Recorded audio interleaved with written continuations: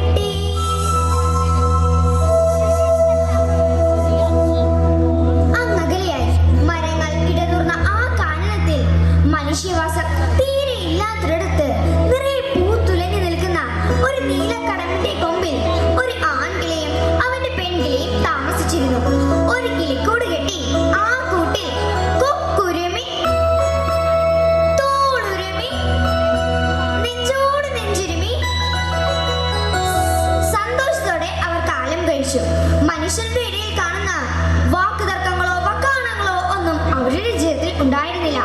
അവരുടെ കിളിക്കൊഞ്ചലുകൾ കേട്ട് കളകളം പാടി ഒഴുകിയിരുന്ന കല്ലോലിനി പുളകം കൊണ്ടു മന്ദമാരുതൻ പുഞ്ചിരിയോടെ അവരെ തഴുകി കടന്നുപോയി. ഇരുമയാണെങ്കിലും മനമൊന്നായി മരണം വരെയും നമ്മൾ പിരിയാതെ ആശാനിരാശകൾ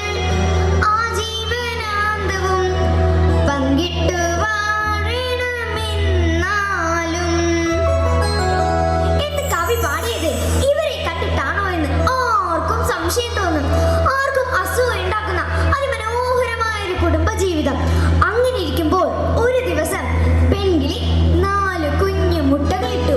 പിന്നീട് അത് വിരിയിക്കുവാനായി അവൾ അടയിരുന്നപ്പോൾ അവൾക്കുള്ള ഭക്ഷണം തേടി ആൺകിളി പുറത്തേക്ക് പോയി. പെട്ടെന്ന് ഒരു വീടിന്റെ കാലൊച്ച കേട്ട് പെൺകിളി പുറത്തേക്ക് തലതിരിച്ച് നോക്കിയപ്പോൾ വില്ലെടുത്തൊരു വീടൻ വന്നു. ഞൊടിയിൽ മരത്തിന്റെ പിന്നിൽ പമ്മി പതുങ്ങി നിന്നാരും കാണാതൊരു അമ്പ് തൊടുത്ത കിളിയുടെ നേരെ. അയ്യോ കഷ്ടം! തീരെ തേടി ഇറങ്ങിയ ആൺകിളിയുടെ നേരെ ഉന്നം പിടിച്ച് വില്ലിൽ നിന്നും അമ്പ് തൊടുത്തു വിട്ടു. അതാ അവിടേക്ക് നോക്കൂ. ഇണയെ വിളിച്ചതി ദീനനായി കരഞ്ഞതുപോലെ നമുക്ക് തോന്നും.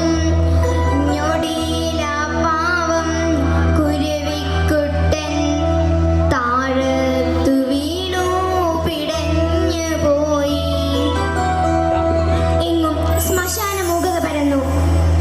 തന്റെ പ്രേയസിയായ പെൺകിളിയെ വിളിച്ച് കരഞ്ഞുകൊണ്ട് സ്നേഹിതനായ ആൺകിളി മണ്ണിലേക്ക് പിടഞ്ഞു വീണു. നിർദ്ദയനായ ആ വേടൻ അതിനെയും എടുത്തുകൊണ്ട് എവിടേക്കോ പോയി മറഞ്ഞു. വിരഹവേദനയോടെ പെൺകിളി ദിവസങ്ങൾ തള്ളി നീക്കി.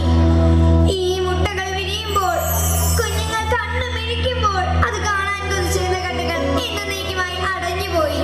അവൾക്ക് സങ്കടം സഹിക്കുവാൻ കഴിഞ്ഞില്ല. എങ്കിലും അവൾ ക്ഷമയോടെ കാത്തിരുന്നു, തന്റെ മക്കൾക്ക് വേണ്ടി, അവിടുന്ന് പുറത്തു വരാൻ വേണ്ടി. ദിവസങ്ങൾ മെല്ലെ കടന്നു പോയി. പെൺകിളി കുഞ്ഞുങ്ങൾക്കമ്മയായി. ഒന്നല്ല രണ്ടല്ല 4 പേരായി കുഞ്ഞുങ്ങൾ കണ്ണും തുറന്നിരുന്നു. അവർ വളർന്നു തുടങ്ങി. പപ്പും പൊടിയും തൂവലും മുളച്ചപ്പോൾ എന്തൊരഴകാ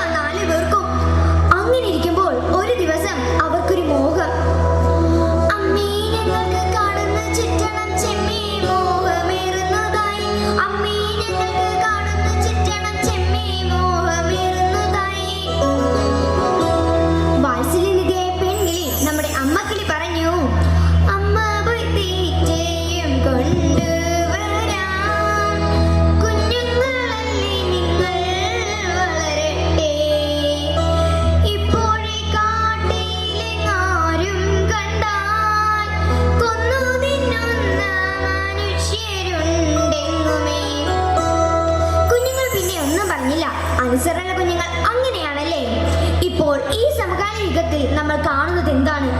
ഇച്ഛാഭംഗം വന്നാൽ കുട്ടികൾ മുതൽ മുതിർന്ന